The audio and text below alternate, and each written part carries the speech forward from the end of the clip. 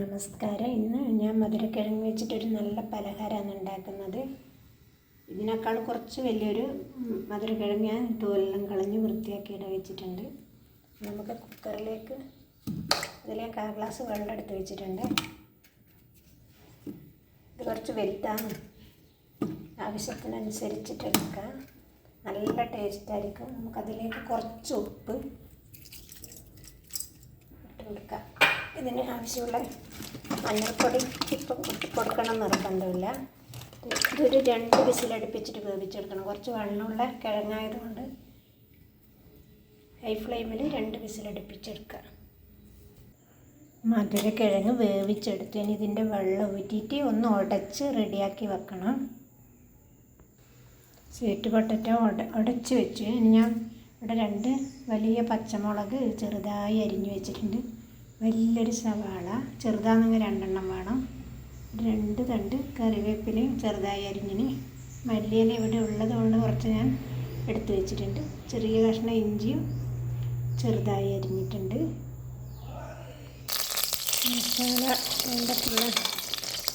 മസാല റെഡിയാക്കാൻ വെളിച്ചെണ്ണ ഒരു 2.5 ടേബിൾ സ്പൂണ് വെച്ചിട്ടുണ്ട്.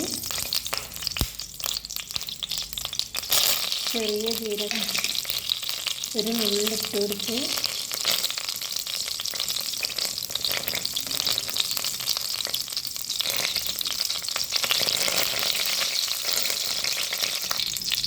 ജീരകം പൊട്ടി വരുമ്പോൾ ഇഞ്ചി, പച്ചമുളക്, കറിവേപ്പില, ചെറുതായി അരിഞ്ഞ സവാള,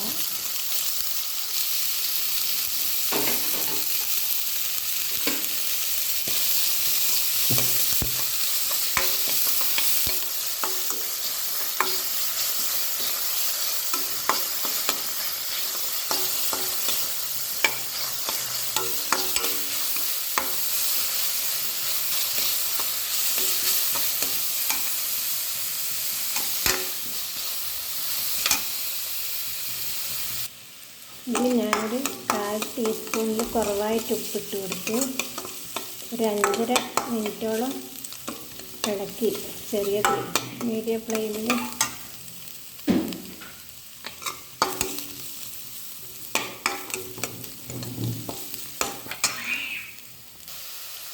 വെന്ത ഉള്ളിലേക്ക് കുറച്ച് മഞ്ഞൾപ്പൊടി, ഒരു 1/4 ടീസ്പൂണിലും കുറവായിട്ട് മുളക് പൊടി,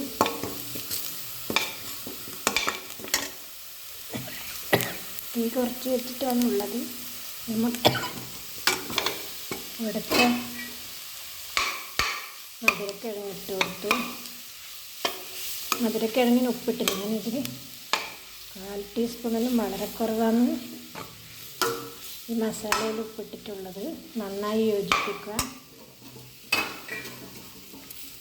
മല്ലിയില വിതറിക്കൊടുക്കുക. എരിവും മസാലയും നന്നായി യോജിച്ച് വരുന്നവരെ ഇളക്കി കൊടുത്താൽ മതി. സ്റ്റൗ ഓഫ് ചെയ്യാം. ഇനി തണുക്കട്ടെ. മസാല മുക്കിയെടുക്കാനുള്ള മാവ് റെഡിയാക്കാൻ ഞാൻ 3/4 ഗ്ലാസ് കടലമാവ് എടുത്തിട്ടുണ്ട്. വറുത്ത അരിപ്പൊടിയാണ്. പിന്നെ കുറച്ച് ഉപ്പ് നോക്കിയിട്ട് നമുക്ക് പിന്നെ എടുക്കാം. കളറ് വേണ്ടിക്ക് കുറച്ച് മഞ്ഞൾപ്പൊടി, മുളക് പൊടീൻ്റെ ആവശ്യം വരുന്നില്ല. എരിവ് ആവശ്യത്തിന് ഉണ്ടാകും. കുറച്ച് ഒഴിച്ചിട്ട് നമുക്ക് ചെറുതായിട്ട് ഇളക്കി നോക്കാം. ഉപ്പും മഞ്ഞളും ഇട്ടിട്ട് പിന്നെ കടലമാവും വറുത്ത അരിപ്പൊടിയും കൂടി മിക്സ് ചെയ്ത് നല്ല കട്ടിയിലാണ്. ഇതിൽ ഞാൻ ഒരു മുട്ട കൂടിയിട്ട് ചേർക്കുന്നുണ്ട്. നല്ല ടേസ്റ്റും നല്ല പൊരിഞ്ഞ് വരാൻ നല്ലതാണ്. മുട്ട ചേർക്കണമെന്ന് നിർബന്ധമൊന്നുമില്ല. മുട്ട ഇഷ്ടപ്പെടുന്ന ആൾ മാത്രം ചേർത്താൽ മതി. ഇനി നമുക്കിത് തണുത്തും ചെറിയ ഉരുളിയായിട്ട് ഉരുട്ടിയെടുക്കാം. വലിയ ഉരുളിയായാലും വെളിച്ചെണ്ണ മുങ്ങാൻ മാത്രം കുറച്ച് കൂടുതൽ വേണം. ചെറിയ ഉരുളിയാകുമ്പോൾ അത്രയധികം ഒന്നിച്ചൊഴിക്കേണ്ട ആവശ്യം വരുന്നില്ല. തണുത്തിട്ടുണ്ട്, ഉരുട്ടിയെടുക്കുക. മുട്ട ചേർക്കണം. നന്നായി മിക്സ് ചെയ്യാം.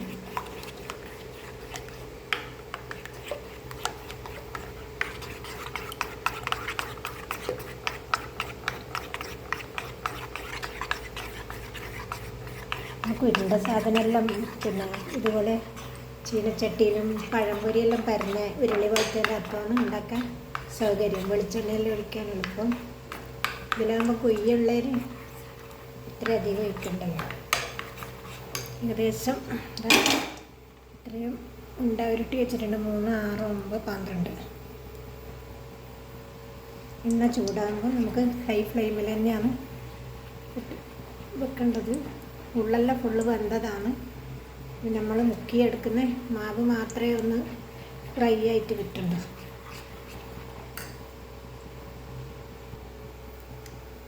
എണ്ണ ചൂടായിട്ടുണ്ട്. നമുക്ക്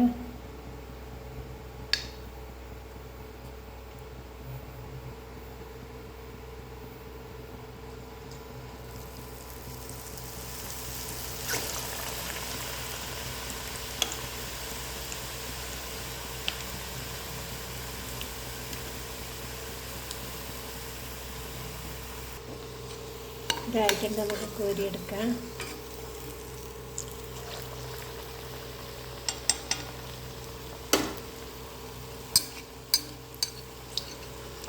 മാത്രം വെളിച്ചെണ്ണ ഇല്ല.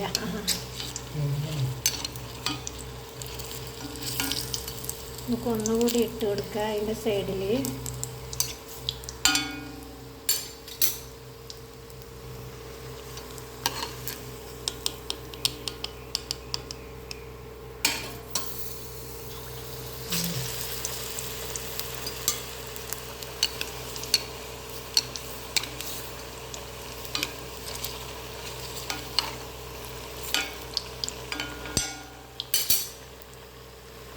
നമ്മുടെ പലഹാരം ഇവിടെ റെഡി ആയിട്ടുണ്ട്. കുറച്ച് മാവ് കൂടുതലായിപ്പോൾ ഇനി അധികം വന്നുപോയി. ചീട്ടുപട്ടിട്ട് തേച്ച് കൊടുത്തിട്ടില്ല. കുറച്ച് ഉടച്ചിട്ട് ഞാൻ അധികം തോന്നിയിട്ട് ഇവിടെ വെച്ചിന്, അല്ലെങ്കിൽ കൃത്യമായിരിക്കുമായിരുന്നു. നല്ല ടേസ്റ്റുള്ള ചായക്ക് പറ്റിയൊരു പലഹാരമാണ് കേട്ടോ. പക്ഷെ ഇനി കുറച്ചൊരു കൂടിപ്പോയിന്. നല്ല ടേസ്റ്റാണ്. ബാക്കിയെല്ലാം പാകത്തിനുണ്ട്.